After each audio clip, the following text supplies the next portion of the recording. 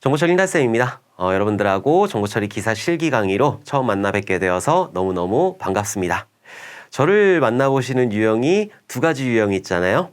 필기부터 해가지고 실기, 지금 강의를 수강하시는 분들, 그분들 같은 경우에는 저랑 열심히 하셔가지고 동해차 시험 꼭 합격해 주셔야 되는 거고, 이전 시험에 아쉽게 불합격하신 분들이 다시 저를 만나시는 분들도 계실 거예요.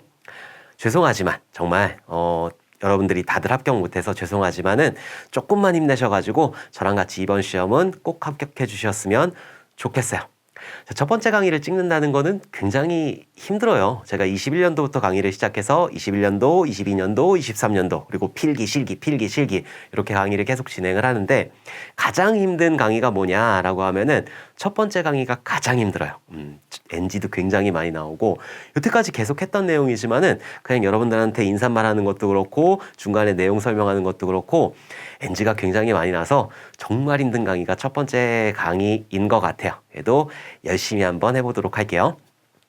자, 정보처리 기사 실기 시험이 굉장히 난이도가 높아지고 있죠. 여러분들이 보시는 2023년도 마찬가지로 굉장히 난이도가 높을 거라 예상을 하고 있어요. 작년에도 굉장히 높았고 계속 높아지는 추세예요. 문제 유형도 계속 똑같은 패턴이 반복이 되는 게 아니라 계속 어려운 문제들이 계속 나오고 생뚱맞은 문제들이 계속 나오기 때문에 여러분들 공부하시는데 굉장히 어려움이 많으실 거라 그렇게 생각이 돼요. 근데 어떻게 공부해야 되느냐? 반복하는 것밖에는 방법이 없어요. 이 프로그램 쪽이라든지 아니면은 이 컴퓨터 공학 쪽에, 소프트웨어 공학 쪽에 있는 내용들이 전부 다 빵상 용어들이거든요. 그리고 정보처리 기사를 준비하시는 분들이 전공자분들보다는 비전공자분들이 훨씬 더 비중이 높아요. 그러다 보니까 정말 빵상 용어, 그리고 프로그래밍 언어 같은 경우에는 완전히 그냥 하얀 여백에다가 까만 글자가 있는 그런 상태이실 건데, 반복하는 것밖에는 방법이 없다. 그래서 반복을 어떻게 해야 되느냐? 열심히 예습하고 복습하고 본강 듣고 이렇게 하는 게 아니라 그냥 강의들을, 본강에 있는 강의들을 그냥 물을 흐르듯이 쭉 한번 들어주시는 게 가장 좋아요. 우리가 본강 기준으로는 그냥 물 흐르듯이 쭉 한번 들어주시는 게 좋다. 그냥 한번 그냥 계속 듣는 거예요. 자, 그리고 제가 마무리 특강을 진행을 할 거예요. 자, 마무리 특강 같은 경우에는 본강 기준으로만 마무리 특강을 진행을 할 건데, 마무리 특강을 가지고 여러 번 반복을 해주셔야 돼요. 그래서 용어에 조금 익숙해지셔야 되는 거고, 자, 그리고 가장 어렵게 생각되는 프로그래밍 언어가 있단 말이에요. 자, 프로그래밍 언어 같은 경우에는 얘는 익숙해지셔야 돼요. 이 프로그래밍 언어에 익숙해지셔야 되기 때문에 우리가 본강을 진행을 하면서 프로그래밍 언어 한두 문제, 두세 문제씩 꼭 봐주셨으면 좋겠어요.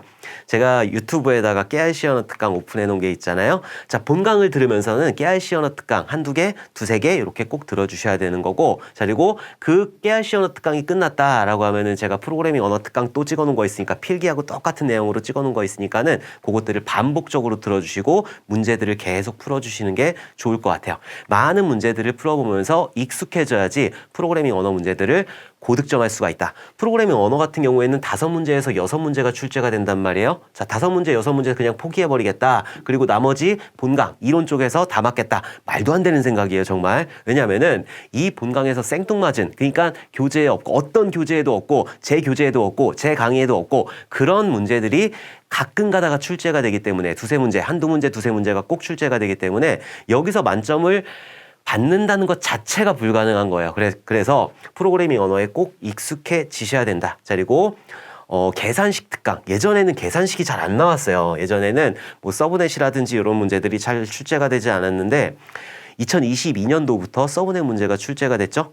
어려우니까 사람들이 그 문제는 포기하고 시험에 들어간단 말이에요. 필기 같은 경우에는 포기하고 들어가도 한 문제니까 100문제에서 한 문제면 1점밖에 안 되는 거니까 포기해도 아무 상관이 없는데, 지금 실기 같은 경우에는 5점이란 말이에요. 근데 작년 기준으로 2회하고 3회 서브넷이 나왔기 때문에 올해는 서브넷하고 프로세스 스케줄링 하는 거, 이런 문제들이 출제가 될 수 있어요. 그래서 그런 계산식 특강들 제가 특강으로 구성을 해놨으니까 그것도 꼭 들어주셔야 되는 거고, 데이터베이스, DB 특강도 있어요. 자, DB 특강 같은 경우에는 얘도 한두 문제 혹은 두세 문제가 이렇게 출제가 되는데, 요거까지 맞춰주면은 프로그래밍 언어에서 어느 정도 맞춰주고, 한 4문제 정도 맞춰주고, DB에서 한 2문제 정도 맞춰주고, 그리고 나머지 용어들에서 어느 정도 맞춰주시면은 여러분들 합격할 수가 있다. 합격 점수는 60점이에요. 60점, 뭐 100점 맞는다고 해가지고 자격증에 금태도로 나오는 것도 아니고 자격증에 점수 나오는 것도 아니에요. 그러니까 우리는 60점을 넘기겠다라는 생각을 가지고 그렇게 공부를 해주셨으면 좋겠어요. 자, 제가 여러분들한테 강조드리는 거는 반복밖에 없어요. 반복. 무조건 반복을 해야 된다. 그 용어들에 익숙해져야지 여러분들이 시험장에서 손으로 쓸 수가 있는 거예요. 정보처리 실기 같은 경우에는 필답형 혹은 약수령, 서술형 이렇게 있는데 서술형은 거의 안 나와요. 서술형 거의 안 나오고 서술형은 그 기술사에서나 나오는 거고 약수령 정도 나오는데 약술 정도는 여러분들이 하실 수가 있어야 되는 거예요. 단답형 같은 경우에는 잘 맞춰주실 수 있어야 되는 거고 프로그래밍 언어 같은 경우에는 뭔가 출력 형식이라든지 이런 것들 정확하게 파악을 하셔가지고 그런 문제들을 다 맞춰주실 수 있어야 된다. 자, 프로그래밍 언어 같은 경우에는 어려워들 하세요. 정말 어려워들 하시는데 저랑 같이 깨알 시언어 특강 60강을 딱 듣고 나시면은 아, 시언어 별거 아니구나. 그냥 이렇게 대충 풀면 되는구나. 이렇게 감이 오실 거고 자바 같은 경우에는 객체지향 특징 들어가는데 그 객체지향 특징도 제 강의 들으시면은 어렵지 않게 푸실 수 있을 거예요. 자, 그리고 모르시는 거 있으면은 언제든지 질문 주세요. 그러면은 제가 친절하게 답변 드리도록 할게요. 만약에 다른 교재 보실 수도 있잖아요. 그 교재 보시다가 모른다. 그런 거는 캡처해서 주시면 안 돼요. 캡처해서 주신다거나 그러면은 제가 그거를 풀어드릴 수가 없어요. 괜히 다른 출판사에서 막 이상한 말들이 나올 수가 있으니까 조금 수고스러우시겠지만은 직접 타이핑 하셔가지고 저한테 전달을 해주시면은 제가 그런 거에 대해서는 여러분들한테 친절하게 답변을 드리도록 할 거니까 그렇게 좀 해주셨으면 좋겠어요. 반복하고 프로그래밍 언어에 익숙해져야 되는 거고 데이터베이스 같은 경우에도 조금 익숙해지셔야 되는 거고 계산식 같은 경우에는 포기하지만 않으시면 되는 거예요. 별로 어렵지 않으니까 제가 여러 유형들을 가지고 여러분들하고 문제를 풀어볼 거니까 포기하지만 않으시면 계산식도 충분히 맞추실 수 있다. 자, 이번에는 프로세스 스케줄링이라든지 아니면은 서브넷이라든지 이런 것들이 계속 돌아가면서 계속 출제가 될 거니까 그런 것들 계산식 강도 여러분들 놓치시면 안 된다. 그리고 제가 중간중간 계속 특강들을 올릴 거고 여러분들이 질문 주시는 것들 유튜브에 계속 올릴 거기 때문에 그런 것들도 계속 같이 봐주셔야 돼요. 동해차 합격해야 되니까 가장 빠른 합격의 길은 그냥 한 번에 합격하는 거예요. 1회 시험 봤으면은 1회 실기시험, 1회 필기에서 1회 실기시험 그게 가장 빠른 합격의 지름길이지 이게 2회 실기 가고 3회 실기 가고 그러면은 1년 동안 정보처리 기사만 준비하다가 끝날 수가 있기 때문에 여러분들 한 번에 합격해야겠다라는 생각을 가지고 조금만 집중을 해주셨으면 좋겠어요. 자, 그리고 실기 같은 경우에는 지금 1회 시험은 조금 그렇지만은 2회부터는 보통 2.5개월에서 3개월 정도의 시간이 있어요. 어우, 긴데? 어우, 2.5개월 너무 많은데? 3개월 너무 많은데? 절대 그렇지 않아요. 합격하신 분들 수기들을 보게 되면은 이거 되게 짧게 느껴지는 거예요. 굉장히 많은 것들을 공부한단 말이죠. 자, 일단 우리가 소프트웨어 공학해야 되는 거고 운영체제 해야 되는 거고 네트워크 해야 되는 거고 프로그래밍 언어 3총사 C 언어, 자바 언어, 파이썬 요거 해야 되는 거고 데이터베이스 해야 되는 거고 계산식 같은 거 다 해야 되는 거고 그리고 정보 보완해야 되는 거고 굉장히 많단 말이에요. 자, 그런 것들 다 공부를 하기 위해서는 이 2.5개월에서 3개월 요거 되게 짧게 느껴지실 거예요. 그러니까 조금 시간을 타이트하게 잡으셔가지고 열심히 해주신 다음에 한 번에 합격해 주셨으면 좋겠어요. 제 소원은 여러분들이 다들 합격하시는 거고 정말 제 소원도 들어주시고 여러분들이 올해 목표하신 그 정보처리 기사 자격증 꼭 취득을 해주셨으면 좋겠어요. 자, 그리고 강의 같은 경우에는 하나씩 제가 순차적으로 촬영을 해가지고 올릴 예정이에요. 사실 이제 인강 같은 거 보게 되면은 조금 짜집기 해서 올린다거나 아니면은 조금 추가되는 부분만 이렇게 중간에 편집해가지고 올린다거나 이렇게 하는 부분들이 있는데 저는 그런 거 되게 싫어해요. 그게 모르겠어. 저는 여러분들한테 해야 될 최소한의 도리라고 생각을 하거든요. 여러분들이 저를 믿고 제 강의를 수강을 해주시는 건데 그것들을 작년에 했던 것들을 가지고 와서 짜집기 해가지고 이것들을 올리고 그러는 거는 저는 별로 좋아 보이지가 않아요. 그래서 저는 1강부터 끝나는 강의까지 전부 다 다시 촬영을 할 거고 계산식 특강은 아니에요. 계산식 특강은 작년에 잘 만들어놨기 때문에 서브넷은 다시 할 거예요. 서브넷은 다시 할 건데 그런 것들 빼고는 전부 다 촬영을 다시 할 거고 그런 것들 양해를 좀 해주셨으면 좋겠어요. 제가 최대한 하루에 많은 강의를 찍어가지고 여러분들한테 업로드를 해드릴 거지만은 그래도 저보다 빨리 공부하시는 분들이 많으실 거니까 흥달쌤은 그냥 이렇게 모든 강의를 다시 찍고 있구나 이렇게 좀 생각을 해주셨으면 좋겠어요. 제가 작년보다는 올해 조금 더 강의를 잘할 수가 있고 작년에 어렵게 설명했던 거 올해 조금 더 쉽게 설명을 할 수 있기 때문에 작년 강의를 가지고 와서 다시 뭐 재구성을 한다거나 그러지는 않는다. 그래서 그런 것들은 조금 양해를 부탁드리도록 할게요. 자, 그리고 지금 현재 저는 1회 시험을 대비하고 있으니까, 자, 1회 같은 경우에는 굉장히 좀 시간이 촉박하게 잡혔어요. 4월 23일 날이 첫 번째 시험인데, 사실 1회 필기 시험 보시는 분들한테는 굉장히 짧은 시간이에요. 그래서 1회 필기 준비하고 오셨을 거 아니에요? 그 기억력을 최대한 살린 다음에 여러분들이 조금 더 타이트하게 준비를 해주셔야 돼요. 그리고 아쉽게 작년에 불합격하신 분들은 조금만 더 일찍 수강을 하셔가지고 우리 4월 23일 날 꼭 합격을 해주셨으면 좋겠어요. 정말 할 거 많다고 그랬어요. 정말 할 거 많으니까 저랑 같이 빠르게 반복을 하면서 여러분들 머릿속에 오랫동안 그렇게 남게 좀 공부를 해주셨으면 좋겠습니다. 중요한 건 뭐다? 반복이에요. 반복하고 익숙함이 중요한 거예요. 프로그래밍 언어에 익숙해져야 되는 거고 이런 빵상 용어들을 반복하면서 여러분들 머릿속에 오랫동안 남겨주셔야 된다. 제가 굉장히 저는 실무에서 오래 있었기 때문에 실무에서 정말 쓰이는 것들은 여러분들한테 자세하게 설명을 드릴 거고 진짜 시험용으로만 아셔야 된다라고 하는 것들 그런 것들은 좀 나중에 이런 것들은 시험장에서만 정리를 하셔야 됩니다. 이렇게 말씀을 드릴 거니까 그렇게 조금 구분해서 공부를 해주셨으면 좋겠습니다. 자, 그러면은 그 앞에 주저리 말이 많았는데 자, 첫 번째 소프트웨어 공학 쪽 한번 알아보도록 할 거예요. 자, 이번에 1과목에선 소프트웨어 구축 쪽을 공부를 할 건데 이 소프트웨어 구축 같은 경우에는 전체적인 절차가 있잖아요. 계획하고 분석하고 설계하고 구현하고 테스트하고 유지보수하고 자, 이런 절차에 맞춰가지고 여러분들하고 하나하나 공부를 해보도록 할 거예요. 출제기준 관련해가지고 조금만 더 설명을 드리면은 출제기준 같은 경우에는 2022년도나 2023년도나 변경된 거는 거의 없어요. 그 위치만 조금 변경된 것 뿐이지 변경된 건 없기 때문에 작년에 공부하신 분들이 조금 더 수월하게 공부를 하실 수 있을 거다. 그리고 출제기준 맞춰가지고 그렇게 강의를 진행을 하지는 않아요. 왜냐하면은 그렇게 출제 기준에 맞춰서 진행을 하게 되면은 갑자기 분석하다가 저쪽 가서 계획하고 막 그런 폐단이 있어요. 그렇기 때문에 저는 그 출제 기준하고는 조금 다르게 계획하고 분석하고 설계하고 구현하고 테스트하고 유지 운영하고 자, 이런 과정을 이번 소프트웨어 구축 1과목에서 이런 것들을 설명을 드릴 거고 운영체제라든지 네트워크라든지 뭐 데이터베이스라든지 이런 것들은 따로따로 과목을 구성해 가지고 총 7과목으로 구성이 될 거예요. 총 7과목하고 자, 그리고 프로그래밍 특강이라든지 이런 것들 그리고 계산식 특강, 데이터베이스 특강 이런 것들을 구성해 가지고 여러분들하고 하나하나 차근차근 알아보도록 할 거예요. 자, 근데 그 프로그램 특강이 저 뒤에 밀려 있다고 하더라도 여러분들은 본강을 준비하시면서 여기 있는 7과목을 준비하시면서 같이 병행을 해주시는 게 가장 좋아요. 왜냐하면은 프로그램 같은 경우에는 익숙해지셔야 되기 때문에 꼭 같이 준비를 해주셔야 된다. 하루에 2문제 보겠다, 3문제 보겠다 이런 계획을 잡으신 다음에 본강하고 프로그램하고 본강하고 프로그램하고 이런 식으로 공부를 해주셨으면 좋겠어요.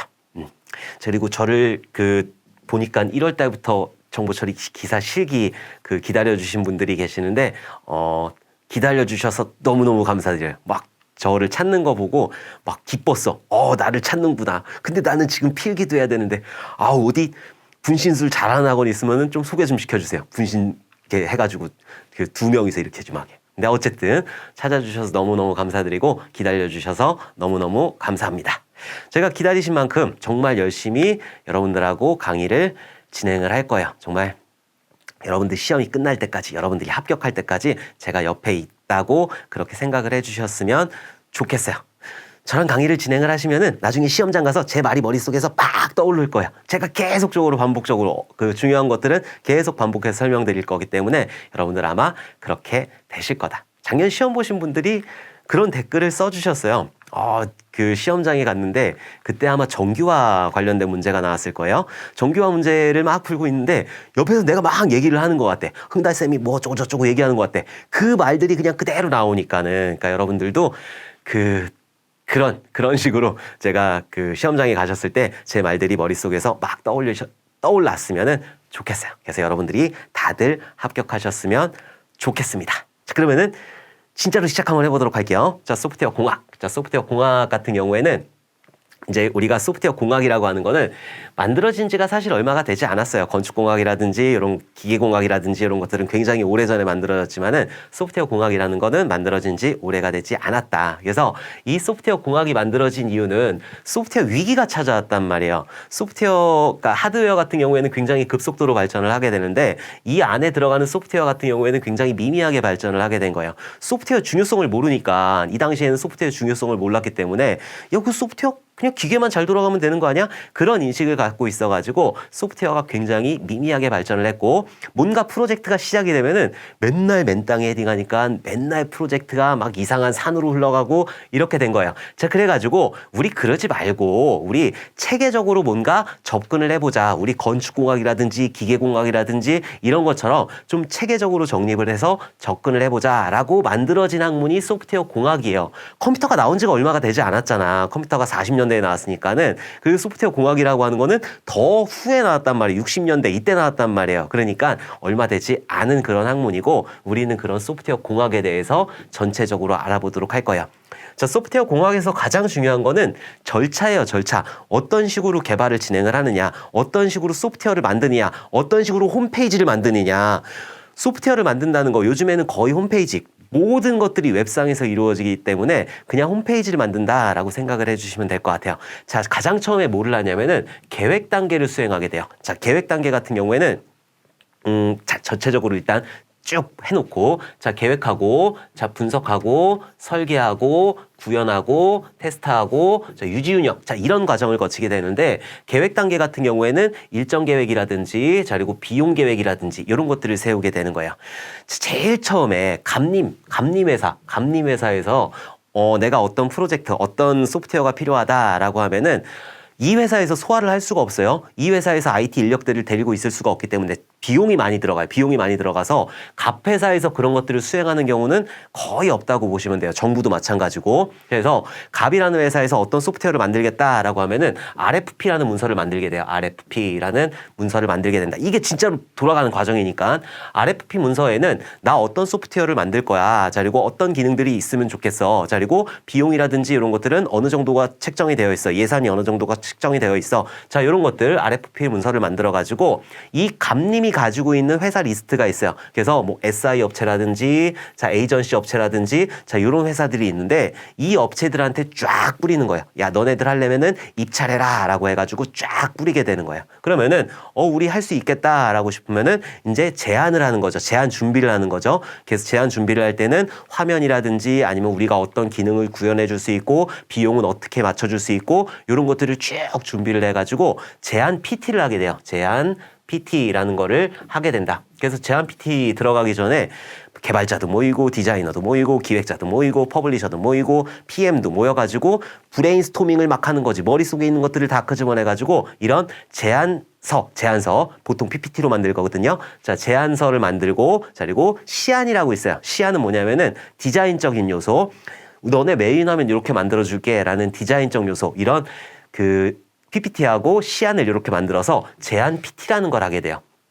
제안 PT는 이제 감림해서 날짜를 정해주는 거죠. 그래서 많은 업체들이 들어올 거예요. 막 금액 단위가 크다고 하면은 많은 업체들이 들어와서 제안 PT를 수행을 하게 되는 거고, 자, 이 제안 PT에 통과되는 업체는 한 두세 개가 이렇게 통과가 돼요. 그래서 얘를 우선 대상 협상자인가? 아무튼 그런 식으로 해가지고 두세 개 업체를 딱 선정을 한 다음에 여기서 이제 내고가 들어가는 거지. 자, 여기서 너네 얼마 해줄 수 있냐? 이제 여기서부터 돈이 중요한 거예요. 이 두세 개 업체가 선정이 됐다는 거는 기술력도 비슷한 거고, 자, 그리고 디자인도 마음에 든다라는 거니까 그때부터 돈을 깎아야 되는 거잖아요. 그래서 두세 개 업체 중에서 최종적으로 한 군데를 선정을 하게 된다. 자, 한 군데를 선정을 하게 되면은 그때부터 일이 시작되게 되는 거예요. 그때부터. 그래서 여기 계획할 때는 요 감림에서 대부분 감림해서 수행을 하는 거고, 거기서 일정이라든지 비용이라든지 어떤 기능을 수행할 건지 그 소프트웨어가 우리 회사에 맞는지 안 맞는지 이런 것들을 전반적으로 계획을 하게 된다. 자, 계획 단계가 끝나고 나면은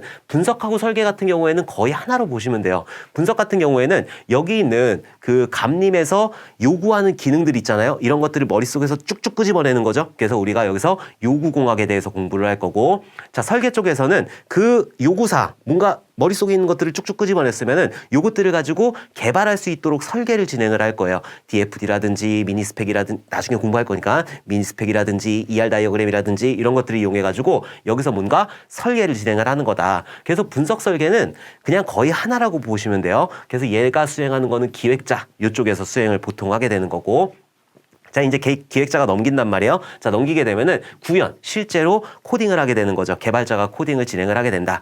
그래서 이 구현할 때는 많은 사람들이 붙어요. 보통 실무자들이 붙는데 웹 홈페이지 기준으로 했을 때 디자이너가 붙는 거고, 디자이너가 있고, 자, 그리고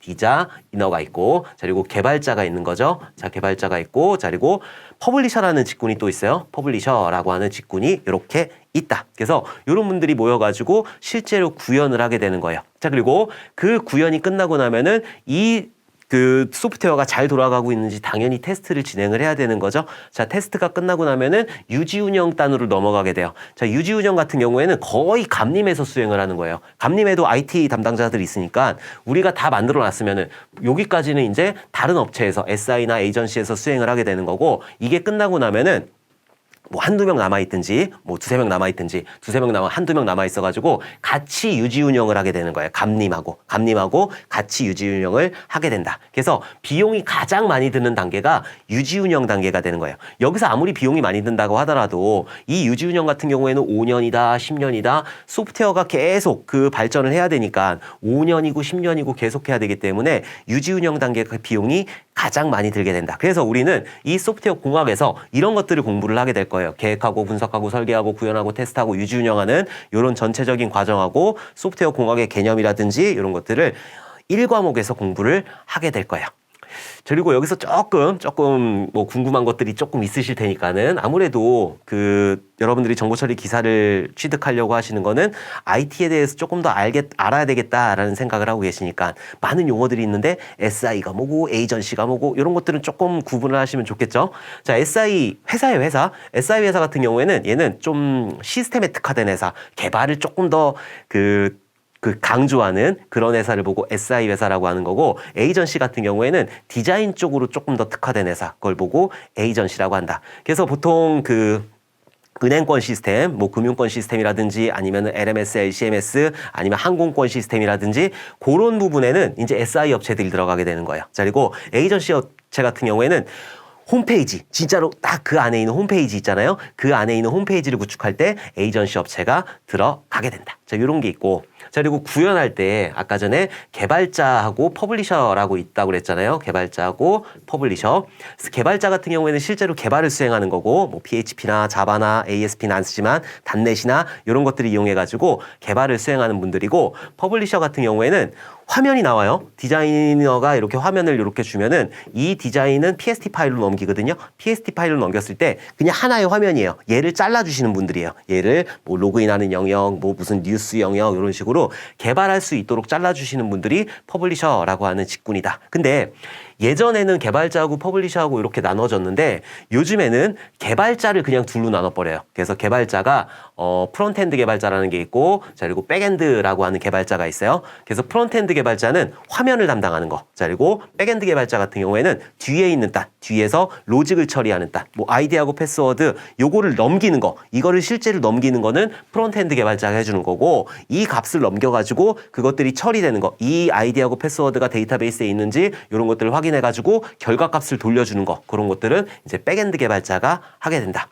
원래 퍼블리셔라는 직군이 조금 아주 오래전에는 코더라는 직군이 있었어요. 코더라고 하는 직군이 있었는데 단순하게 그냥 잘라주시기만 하는 분들이었어요. 자, 여기서 조금 더 발전된 형태가 퍼블리셔. 이건 모르셔도 돼요. 이 시험에 나오는 거 아니니까. 퍼블리셔라고 하는 직군인데, 퍼블리셔 같은 경우에는 잘라주고 나서 자바스크립트까지 조금 더 입히시는 그런 분들, 좀 더 전문적으로 코딩을 하시는 분들을 퍼블리셔라고 하는 거고, 여기서 조금 더 발전된 형태가 여기 있는 프론트엔드 개발자가 되는 거예요. 이 프론트엔드 개발자 같은 경우에는 API를 호출해요. API를 백엔드 개발자가 만들어 놓은 API를 호출한 다음에 거기서 값이 넘어오잖아요. 그 값을 가지고 뿌려주는 역할, 그런 역할을 하시는 분들이 프론트엔드 개발자가 된다.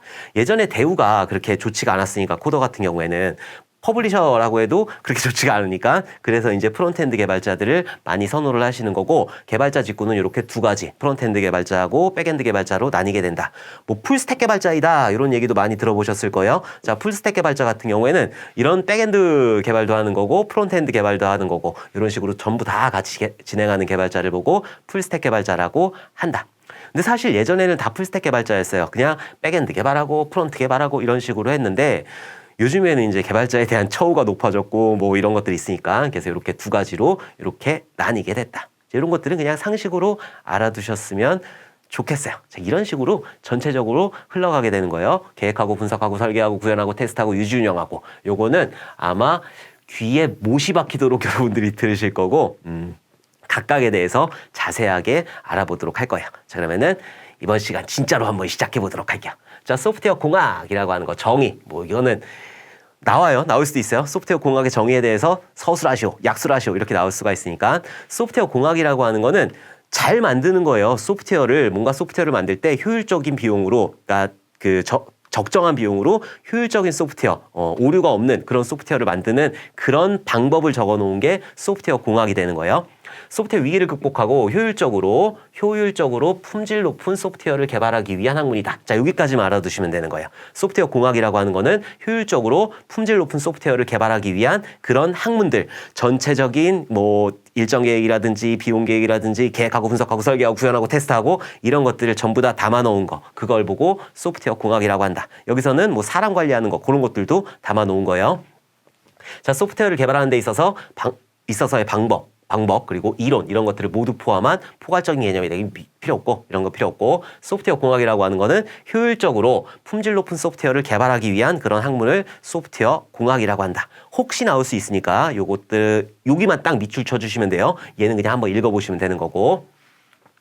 자, 소프트웨어 위기라는 게 찾아왔단 말이에요. 그래서 예전에 나토웨이 68년인가 그때 나토웨이가 있었는데 이때 처음 등장한 게 소프트웨어 위기라는 거예요. 소프트웨어 위기 같은 경우에는 하드웨어는 엄청나게 빠른 속도로 발전을 하고 있는데 그에 비해서 소프트웨어는 발전하는 게 거의 없어. 왜? 소프트웨어 만드는 게 굉장히 어렵고 이런 관리자들이 소프트웨어의 중요함을 모르기 때문에 소프트웨어 발전이 굉장히 더뎠다. 그래서 원인이 뭐였냐 보면 소프트웨어 특성에 대한 이해가 부족했다. 자, 그리고 소프트웨어 관리 방법론이 부재했다. 전체적인 뭐 일정이라든지 계획이라든지 이런 것도 없었고 그냥 막 만드는 거예요. 개발자한테 맡겨가지고 그냥 막 만드니까.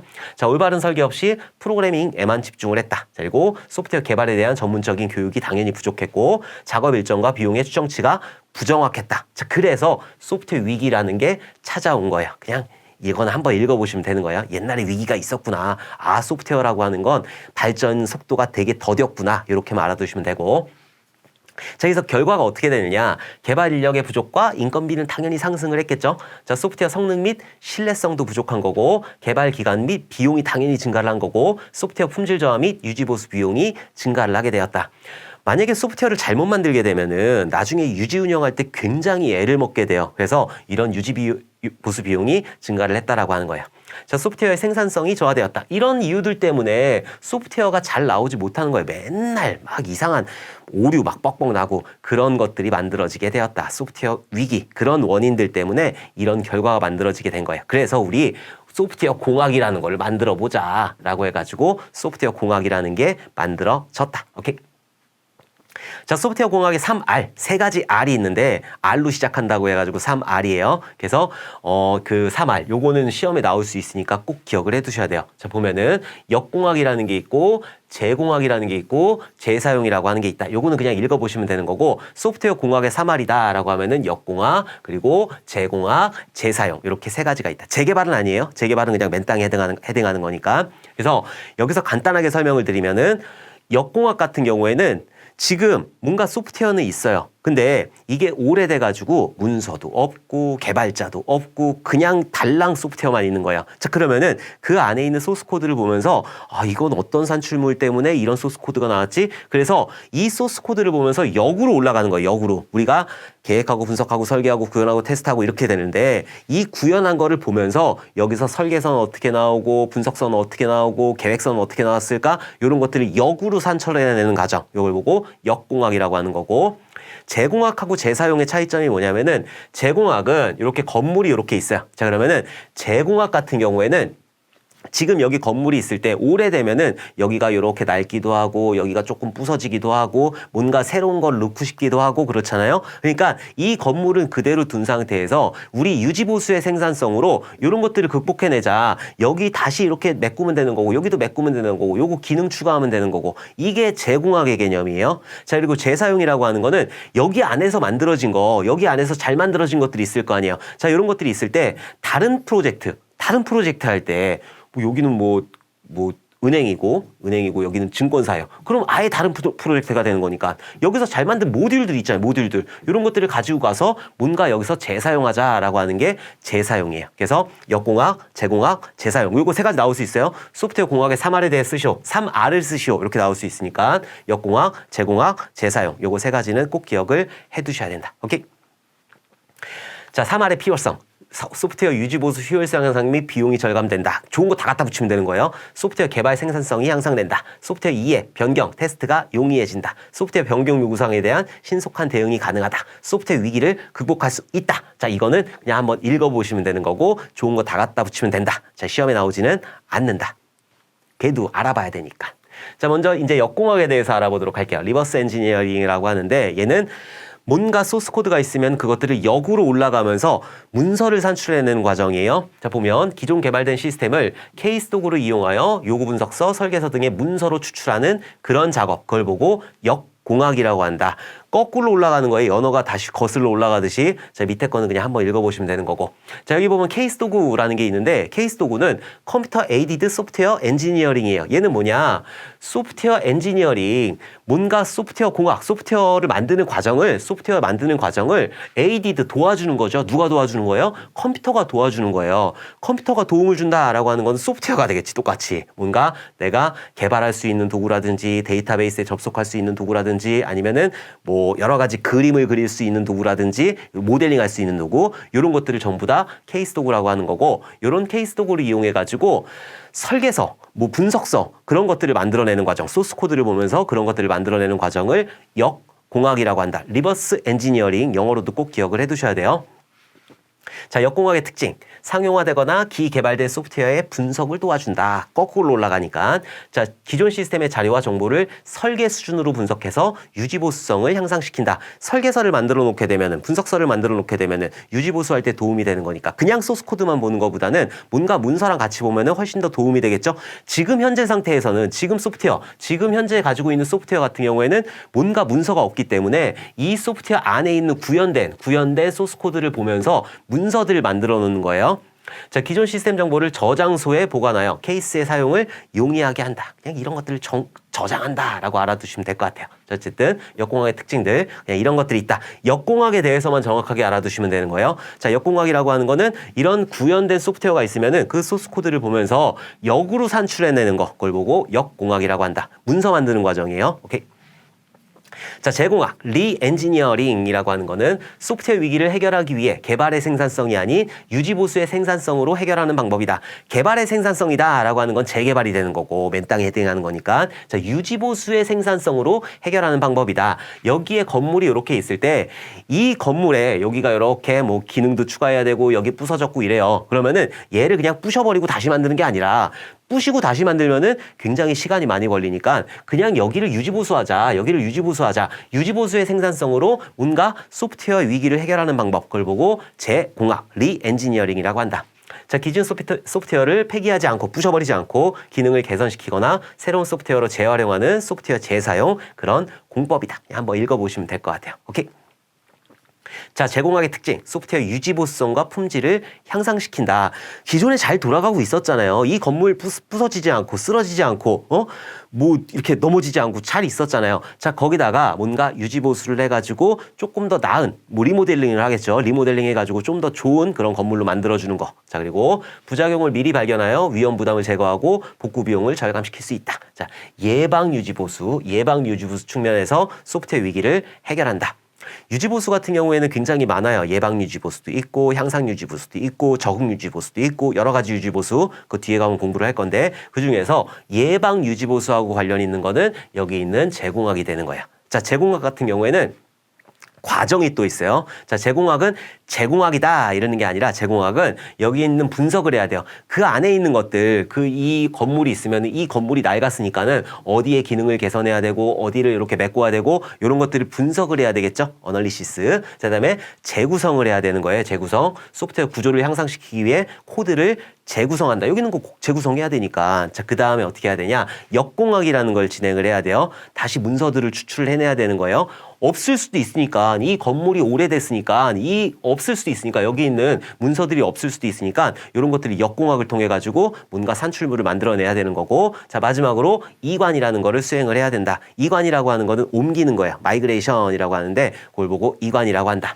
자, 다시 한번 보면은 제공학 과정은 나올 수가 있어요. 그래서 처음에 분석해야 되는 거고 재구성해야 되는 거고 역공학하고 마지막으로 이관 이런 식으로 수행을 하게 된다. 그래서 제공학은 과정이 나올 수가 있다. 제공학 과정은 좀 기억을 해두시는 게 좋을 것 같아요. 다시 한번 분석해야 되는 거고 자 분석하고 뒤에 있네. 분석하고 재구성하고 그다음에 역공학하고 마지막으로 이관하고 자 이런 절차를 거쳐야 된다는 거 꼭 기억을 해두셨으면 좋겠어요. 뒤에 있는 설명은 그냥 한번 읽어보시면 된다. 오케이? 자 이제 재사용 마지막 3할이죠. 리유즈라는 게 있어요. 얘는 이미 있는 게 있으면 내가 잘 만들어 놨어요. 잘 만들어 놓은 모듈이 있으면은 이 모듈을 가져다가 다른 프로젝트에 쓰는 거 요걸 보고 재사용이라고 한다. 자, 이미 개발되어 있는 소프트웨어의 전체 또는 일부분을 다시 사용하는 거 요걸 보고 재사용이라고 하는 거고 리유즈 꼭 기억을 해두셔야 돼요. 자, 재사용의 특징. 소프트웨어 개발 시간과 비용이 절감된다. 갖다 쓰니까. 자, 프로젝트 실패 위험률이 감소된다. 갖다 쓰니까. 자, 소프트웨어 개발자의 생산성이 증가된다. 갖다 쓰니까. 자, 소프트웨어 구축에 대한 지식을 공유할 수 있다. 자, 이런 특징들을 가지고 있는데 특징 같은 경우에는 외우시는 거 아니라 그냥 이런 특징들이 있구나. 이런 특징들을 보면서 아, 재사용이라는 게 뭐구나 라고 알아두시면 되는 거예요. 이거를 무얼로 달달달달 외우고 있어. 이거 필기할 때는 외우시는 거지 실기할 때는 그런 것들 아니다. 그냥 재사용이 무엇이냐 이런 것들만 정확하게 알아두시면 되는 거예요. 그래서 개발자들 보면은 보통 연차가 올라가잖아요. 처음에 신입 들어가기 되게 힘들거든요. 신입으로 일단 들어갔어요. 들어간 다음에 2년에 3년, 2년 아니다. 3년 차. 3년 차 개발자 딱 되면은 조금 이제 좀 속된 말로 잘 팔린다고 하거든요. 제일 잘 나가 3년 차가. 왜냐하면 뭐 처음에 신입 들어오면은 아우 지 잘났다 막 그런단 말이야. 왜냐하면 그 지금까지 대학교에서 공부했지 학원 다니면서 6개월 동안 공부했지 프로젝트 수행했지 많은 그 뭐 인강이라든지 이런 것들 들으면서 또 개발 용어들 많이 공부했지 책도 많이 봤지. 그러니까 1년 차 뭐 앞에 있는 신입들 지 잘났다 이러고 딱 들어오는 거야. 근데 걔네들한테 딱 일을 시키면은 죄다 이러. 저도 그랬어요. 왜냐하면 경험이 없기 때문에 제가 처음에 프로젝트를 딱 진행을 한 게 LG 난방유 시스템인가 그랬거든요. 난 자바 개발자로 입사했는데 ASP를 시키더라고. 자, 그때는 ASP를 사용을 했었어요. 자, 요거를 가지고 프로젝트를 진행을 했어. 난 나름 잘 만들었지. 난 나름 자신감 뿜뿜해가지고 잘 만들었단 말이야. 자, 그리고 사장님한테 사장님 저 다 만들었습니다. 이랬지. 사장님이 딱 앉더니 딱 눌렀는데 바로 에러가 나오는 거예요. 흥삼아. 그때 별명 흥삼이었거든요. 흥삼아 이거 안 된다. 경험이 없으니까. 그래서 이 1년 차부터 3년 전에 요 사람들은 경험이 없기 때문에 아는 건 많은데 경험이 없어가지고 조금 그렇고 3년 정도가 되면은 내가 가지고 있는 모듈들이 굉장히 많아져요. 사수들한테 물려받는 모듈들도 많은 거고 내가 경험을 하면서 만든 모듈들 그런 것들이 굉장히 많아지니까 재사용할 수가 있게 되는 거죠. 재사용학의 특징이 뭐예요? 재사용 같은 경우에는 오류 같은 거 실패 위험률이 감소가 된단 말이에요. 만들어놨으니까 이때부터는 그런 것들이 쌓였기 때문에 이때부터는 이제 잘 팔리기 시작하는 거예요. 이때부터 연봉이 뻑뻑뻑 뛰기 시작하는 거지. 저도 그랬어요. 저도 처음에 저는 좀 직업의 특성이 예전에 그 특성이 있어갖고 60만 원 받고 일했거든요. 처음에. 근데 3년 차 딱 지나고 나니까는 굉장히 많이 주더라고요. 그래서 그때부터 왜? 이때부터 재사용할 수 있으니까. 이전엔 재사용할 게 없어요. 내가 있는 게 있어야지, 가진 게 있어야지 재사용을 하지. 근데 3년 차부터는 이제 재사용할 수 있는 것들이 많아지기 때문에 좀 이때부터 잘 팔린다. 그래서 여러분들 혹시 개발자 꿈꾸시는 분들은 3년만 잘 참으세요. 3년만 잘 참으면은 이때부터 연봉이 뻑뻑뻑 뛰기 시작하는 거예요. 오케이? 자, 어쨌든. 자, 보면은 재사용은 이렇다. 괜히 재사용하다가 쓸데없는 얘기가 나왔네. 자, 재사용의 범위 보면 함수하고 객체를 재사용할 수 있는 거고 컴포넌트라든지 이런 것들 재사용할 수 있는 거고 컴포넌트는 그냥 단위라고 생각을 하시면 돼요. 조금 함수보다는 좀 큰 단위. 자, 그리고 애플리케이션 이런 것들을 재사용할 수 있다. 그냥 그대로 옮겨가지고 여기서 조금 요구사항에 맞춰서 바꿔주면 되는 거니까 이런 어플리케이션을 재사용하는 경우에 가장 많은 게 뭐예요? 쇼핑몰. 쇼핑몰 같은 경우에는 뭐 고도몰이 있고 뭐 여러 가지 몰들이 있잖아요. 뭐 요즘에는 뭐 여러 가지 몰들을 많이 만드는데 걔 소스 코드가 딱 한 번 있단 말이에요.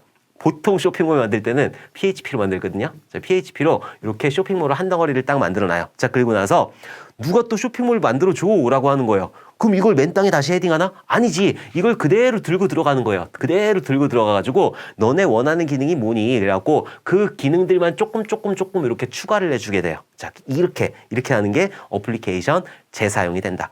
이런 소스 코드들 같은 경우에 3년차 지나면 많아진다니까네. 그렇기 때문에 몸값이 올라가게 되는 것이다. 어쨌든 재사용이라는 거 아시겠죠?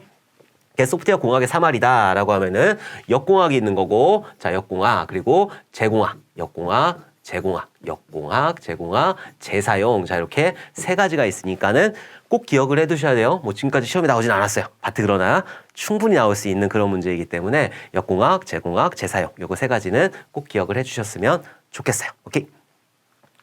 재사용 방법은 이제 재사용 방법도 있네. 재사용 방법은 합성 중심이라는 게 있고 생성 중심이라는 게 있는데 합성 중심 같은 경우에는 그냥 껴 맞추는 거예요. 껴 맞추는 거. 이제 전자칩 같이 뭔가 모듈처럼 우리 블럭 맞추잖아요. 그런 것처럼 이렇게 껴 맞추는 방식을 합성 중심이라고 하는 거고 생성 중심 같은 경우에는 추상화 어쩌고 저쩌고 나오면은 그러면은 생성 중심이 되는 거예요. 추상화는 여러분들 많이 제가 말씀을 드렸죠. 추상화라고 하는 거는 공통된 성질을 모아놓는 거예요. 만약에 리모컨이다라고 했을 때 리모컨이 만약에 TV 리모컨하고 라디오 리모컨하고 에어컨 리모컨하고 생긴 게 똑같아요. 그러면은 요 생긴 거를 그대로 뽑아내는 거예요. 그 뽑아가지고 여기에 리모컨 공장을 만들어 놓고 이 리모컨 공장에서 만들어진 것들을 TV에서 가지고 가서 요것들을 구현하고 자기에 맞게 위아래 그러면 채널이 위아래로 올라간다든지 이런 것들을 구현을 하는 거고 라디오에서 구현하는 거고 에어컨에서 구현하는 거 이런 것들을 다 가져가서 구현하는 거 이렇게 공통된 성질을 모아놓는 걸 보고 추상화라고 하는 거예요. 추상화하고 관련되어 있는 거는 생성 중심이 된다. 그래서 재사용 방법은 합성 중심이라는 게 있고 생성 중심이 있는데 합성 중심 같은 경우에는 껴맞추는 거고 생성 중심 같은 경우에는 뭔가 추상화를 이용해 가지고 만드는 게 이제 생성 중심이 되는 것이다. 얘를 가지고 재사용하는 거니까 여기 있는 리모컨 안에 있는 이런 틀을 가지고 재사용을 하는 거기 때문에 이런 생성 중심이라는 게 있다. 오케이. 자, 이제 소프트웨어 개발 단계 제가 아까 전에 말씀드렸지만은 계획하고 분석하고 설계하고 구현하고 테스트하고 유지보수하고 이런 단계를 거치게 되는 거예요. 그래서 계획 같은 경우에는 비용 계획이라든지 일정 계획이라든지 이런 것들을 잡게 되는 거고 분석하고 설계하고는 사실 큰 구분은 없어요. 위르스 브룩이라는 사람이 있는데 분석과 설계에 명확한 구분은 없다라고 하시는 분들이 있는데 사실 진짜 그래요. 자, 분석 같은 경우에는 조금 나눠보자면은 분석 같은 경우에는 이 계획했을 때 뭔가 요구사항들이 있을 거 아니라 그 요구사항들을 쭉쭉쭉 끄집어내는 거 요걸 보고 분석이라고 하는 거고 요구사항을 끄집어내가지고 그것들을 설계해야 되겠죠. 여러 가지 뭐 데이터의 흐름도 DFD라든지 미니스펙이라든지 뭐 자료사전이라든지 나중에 다 공부할 거예요. 자, 그런 것들을 이용해가지고 설계를 해줘야 되는 거고 자, 설계서를 바탕으로 구현을 해줘야 되는 거고 자, 구현이 끝났으면은 테스트를 진행을 해야 되는 거죠. 자, 그리고 마지막으로 유지 운영을 하게 된다. 그래서 유지 운영 같은 경우에는 가장 많은 비용이 발생을 하게 된다. 뭐 적응 유지 보수, 뭐 향상 유지 보수, 예방 유지 보수 여러 가지 유지 보수 방법들이 있는데 그거는 유지 보수에서 좀 더 깊게 공부를 하게 될 거예요. 자, 어쨌든 개발 단계 얘는 자다가도 벌떡 일어나가지고 계획하고 분석하고 설계하고 구현하고 테스트하고 유지 운영한다. 요거는 기본적으로 알아두셔야 돼요. 자다가 벌떡 일어나가지고 딱 일어났어. 야, 깨웠어. 그리고 야, 너 개발 단계 한번 외워봐라. 계획하고 분석하고 설계하고 구현하고 테스트하고 유지 줄줄줄줄 나올 수 있어야 된다. 오케이. 자, 그럼 하나씩 보도록 할게요. 자, 계획 단계에서는 무엇을 개발할 것인지 명확하게 정의를 하는 거예요. 내가 지금 이 소프트웨어를 만들겠다라고 했을 때 이 소프트웨어가 정말로 필요한 건지 그런 것들. 자, 그리고 개발 범위, 뭐 일정이라든지 비용이라든지 자, 시스템의 성격을 파악하여 비용하고 기간 이런 것들을 예측하는 거를 계획 단계에서 하는 거고 자, 계획 단계 같은 경우에는 실제 개발 업체에서 하는 거 아니에요. 얘 같은 경우에는 감님께서 수행을 하시게 된다. 감님께서 RFP라는 문서를 만든다고 했죠. RFP라는 문서를 만들어가지고 이것들을 쫙 뿌리는 거예요. 쫙 뿌려가지고 이제 개발업체들이 쫙 달려들게 되는 거죠. 자, 오면은 이제 제안서를 받아가지고 그 제안서에 맞는 우선 협상 대상자, 맞아. 우선 협상 대상자를 선정을 하고 거기서 내고 잘 쳐가지고 딱 따내게 된다. 그래서 이런 계획 단계에서는 중요한 거는 비용하고 그리고 일정 이런 것들을 설계를 하게 되는 거예요. 자, 그다음에 분석해야 되는 거죠. 분석. 개발할 소프트웨어의 기능과 제약 조건, 목표 등을 고객과 함께 정의를 하게 된다.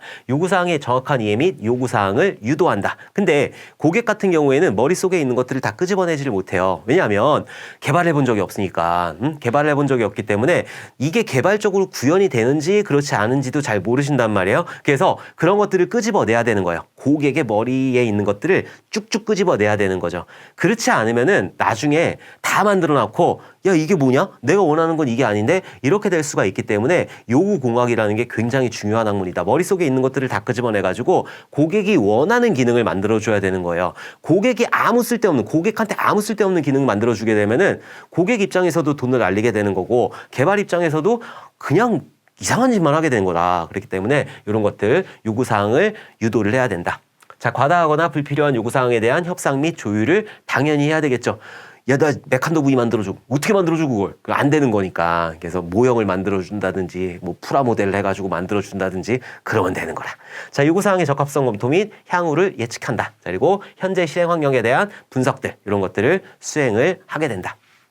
얘네도 이제 시스템들이 있을 거니까 그런 시스템들이 어떻게 구성되어 있는지 네트워크라든지 데이터베이스라든지 운영체제라든지 현행 시스템이라든지 이런 것들을 분석을 해야 된다. 그걸 분석 단계에서 하게 되는 거예요. 보통은 분석 단계에서는 고객의 요구사항을 뽑아내는 거, 그거를 분석 단계에서 하게 된다. 자, 이제 설계 단계 있어요. 자, 설계 단계 같은 경우에는 그 분석한 내용들, 요구사항 분석한 내용들을 가지고 개발할 수 있도록 그림을 그려요. 자, 그림 그리는 과정을 뭐라고 한다? 모델링이라고 한다. 모델링이라고 한다. 뒤에 뭐 모델링 계속 나올 거예요. 모델링 어려운 거 아니에요? 모델링 그림 그리는 거예요. 말 그대로. 개발할 수 있도록 쉽게 그림을 그려주는 거를 모델링이라고 한다. 자, 시스템이 어떻게 동작하는지를 정의한다. 요구사항 분석 단계에서 산출된 요구사항을 기준으로 입력 자료, 처리 내용, 출력 자료 이런 것들을 정의를 하게 된다. 이거 필요 없고 그냥 시스템이 어떻게 동작하는지를 정의한다. 이렇게 알아두시면 될 것 같아요. 분석하고 설계에는 명확한 구분은 없어요. 자, 이제 설계 구분, 시스템 구조, 아이고 깜빡했네. 시스템 구조 설계해야 되는 거고 프로그램 설계해야 되는 거고 사용자 인터페이스 설계 이런 것들을 수행을 한다. 시스템 구조라고 하는 거는 전체적으로 시스템이 어떻게 되어 있는지 시스템 아키텍처라고 하거든요. 시스템 아키텍처. 그러니까 서버들 어떻게 구성할 거냐. 보통 서버들 어떻게 구성하면은 L4 장비라는 걸 이렇게 앞에다 놓게 돼요. L4 장비 같은 경우에는 로드 밸런싱 하는 장비가 되는 건데 나중에 공부를 하실 거예요. 그리고 이 로드 밸런싱 하는 장비는 실제로 운영되는 와스라는 서버가 있어요. 와스라고 하는 이런 서버. 이제 실제로 뭐 로그인을 한다든지 이런 것들을 처리해 주는 거. 이런 L4 장비에서 얘로 보낼지 이런 것들 로드 밸런싱을 하는 거예요. 말 그대로 여기에 걸리는 로드, 여기에 걸리는 로드 이런 것들을 밸런싱을 해주는 장비이다. 자, 그리고 데이터베이스 서버가 있을 거고 파일 서버가 이렇게 있을 거고 자, 앞단에 파이어월이 있으면은 파이어월 이렇게 만들어 줄 거고 이런 것들 시스템 구조를 설계를 하는 거예요. 자, 그 안에 있는 시스템이라든지 아니면 소프트웨어라든지 이런 전체적인 구조를 설계를 해주는 거고 프로그램 설계 그 안에 입력 어떻게 할 거고 출력 어떻게 할 거고 이런 프로그램 설계해 주는 거고 자, 사용자 인터페이스 설계 화면 그리는 거예요. 화면 어떻게 해야지 좀 이쁘게 나올 수 있는지 이런 것들 여러분들이 네이버 들어갔어요. 걔가 이제 사용자 인터페이스 설계가 되는 거예요. 자, 밑에 있는 거는 한번 읽어보시면 된다. 자, 이제 구현 보도록 할게요. 자, 구현 같은 경우에는 설계가 끝나고 나면은 설계서라는 게 이렇게 나오게 돼요. 설계서는 보통 웹 기준으로 뭐가 나오냐면은 SB라는 게 나오게 돼요. SB 보통은 그 SB라고 많이 하는데 스토리보드라고 하는 SB라는 문서가 나오게 돼요. 스토리보드 같은 경우에는 파워포인트로 많이 작성을 해요. 보통 파워포인트로 많이 작성을 하고 이 화면이 이렇게 있으면은 이 화면에 뭐 1번, 2번 이런 식으로 해서 1번에는 무슨 기능을 수행해야 된다. 2번에는 무슨 기능을 수행해야 된다. 자, 이런 것들을 조금 자세하게 기술해 놓은 문서를 보고 스토리보드라고 하는 거예요. 그래서 스토리보드라고 하는 거는 보통 기획자가 작성을 하는 거고 나중에 뭐 스토리보드니 와이어 프레임이니 이런 것들을 공부를 할 건데 그거는 그때 가서 자세히 알아보도록 하고 일단 스토리보드가 가장 기본이 되는 거예요. 이 스토리보드를 가지고 개발자가 실제로 구현을 하게 되는 거죠. UML도 마찬가지고 그리고 자, 프로그래밍 언어를 이용하여 실제 프로그램을 작성하는 단계를 구현 단계라고 한다. 자, 코딩과 디버깅이 이루어지며 단위 모듈, 단위 테스트를 진행을 하게 된다. 코딩이라고 하는 거는 말 그대로 개발하는 과정을 얘기하는 거고 디버깅이라고 하는 과정은 코딩을 했으면은 거기에 오류가 있을 수가 있잖아요. 그런 오류를 찾는 과정, 그걸 보고 디버깅이라고 한다. 그래서 여기서도 굉장히 많은 도구가 사용되는 거죠. ID 도구도 사용되고 뭐 DB 접속 도구도 사용되고 여러 가지가 사용되는데 그런 것들은 나중에 또 공부를 할 거예요.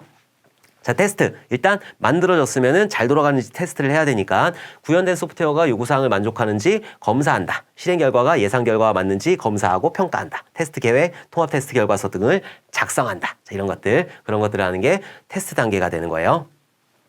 자, 이제 마지막으로 유지보수 단계. 유지보수 단계 같은 경우에는 이제 뭔가 요구사항이 추가가 될 수도 있는 거고 오류가 발생을 할 수도 있거든요. 소프트웨어라고 하는 거는 완벽하게 만들 수가 없기 때문에 오류가 굉장히 많이 발생을 하게 돼요. 그래서 그런 것들도 수정하고 새로운 요구사항도 받아가지고 뭐 기능도 추가하고 이벤트도 만들고 이런 것들 하는 거 그걸 보고 유지보수라고 한다. 소프트웨어를 좀 더 발전시키는 단계 그걸 보고 유지보수 단계라고 한다. 실제로 개발을 해놓으면은 오류 엄청 많아요. 진짜 어마어마하게 많아요. 제가 이제는 거의 실무에서 내려왔는데 요즘에는 그냥 홈페이지 만들어주세요. 그러면 홈페이지 간단한 것만 만들어주는데 마지막에 조금 어려운 프로젝트를 한 게 SRT 플레이라는 SRT 플레이라고 하는 그런 SRT 예매 대행 사이트를 만들었었어요. 4개월 정도 걸린 것 같은데 이걸 만들고 나서 진짜 많은 테스트를 했거든요. 여기서 실제 결제가 들어가야 되기 때문에 실제로 제 카드로 한 200번, 300번, 200~300번은 결제를 했을 거예요. 물론 취소했지. 200번, 300번 결제한 다음에 취소를 했는데 오픈을 시켰단 말이에요. 전 자신감이 있으니까 야, 할 수 있어. 그리고 딱 오픈을 시켰어요. 하자마자 막 회사로 전화 오고 막 난리가 난 거예요. 이거 왜 안 돼요? 저거 왜 안 돼요? 결제를 왜 안 넘어가요? 진짜 식은땀이 막 줄줄줄줄 나는 거지. 근데 어쩔 수가 없어요. 그거는 저는 개발자이기 때문에 A, B, C, D, E, F 이런 식으로 순차적으로 딱 수행을 하는데 사용자 입장에서는 A 같다, C 같다, B 같다, D 같다 이럴 수도 있으니까 그래서 오류가 굉장히 많이 발생을 하게 된다. 그래서 그런 오류 사항들을 많이 잡아줘야 돼. 많은 테스트를 하고 유지보수를 통해 가지고 그런 오류 내용들을 계속 찾아내서 없애고 좀 더 발전시키고 그런 것들을 수행을 해줘야 된다. 제가 지금 SRT 플레이를 만들 때 4개월 걸렸다고 그랬잖아요. 근데 지금 현재 거의 한 1년 조금 넘게 운영이 되고 있거든요. 1년 넘게 운영이 되고 있는데 요 4개월에 발생한 비용이 많을까요? 여기 1년에 발생하는 비용이 많을까요? 당연히 1년에 대한 비용이 많이 발생을 하는 거예요. 그래서 유지보수 단계에서 가장 많은 비용이 발생을 한다라고 알아두시면 될 것 같아요. 자, 이렇게 해가지고 우리는 정보처리 기사 실기 첫 번째 시간에 맞춰보도록 할게요. 자, 이번 시간에는 그냥 소프트웨어 공학이 어떤 건지 그리고 전체적으로 개발하는 단계는 어떻게 진행이 되는지 그런 것들에 대해서 한번 그냥 대충 한번 알아본 거고 여러분들하고 조금 더 자세하게 계획 단계에선 뭐를 하고 그 다음에 분석 단계에선 뭐를 하고 설계 단계에선 뭐를 하고 이런 것들을 자세하게는 조금씩 하나씩 알아보도록 할 거예요. 자, 이번 시간에 중요한 거는 소프트웨어 공학의 3R 요거는 꼭 기억을 해 두셔야 돼요. 그래서 역공학, 재공학, 재사용 이렇게 세 가지가 있다라는 거 꼭 기억을 해 두셔야 되는 거고 그리고 뭐 합성 중심이니 아니면은 생성 중심이니 이런 것들이 있었잖아요. 이런 것들도 조금 기억을 해 두셨으면 좋겠어요. 자, 그리고 소프트웨어 공학의 개념들 요거 써라 나올 수도 있어요. 그러니까 아주 간단한 거지만은 정말 그런 문제가 나왔을 때 당황스러울 수가 있기 때문에 그런 것들 조금 정리를 해주셨으면 좋겠습니다. 자, 그리고 뭐 복습이나 이런 것들은 하지 않으셔도 돼요. 복습은 굳이 안 하셔도 되고 제가 마무리 특강에서 다시 한번 전체적으로 쭉 훑어서 설명을 드릴 거기 때문에 본강을 진행하는 동안은 빨리빨리 그냥 한번 쭉 들어보겠다라는 생각으로 진행을 해주셨으면 좋겠어요.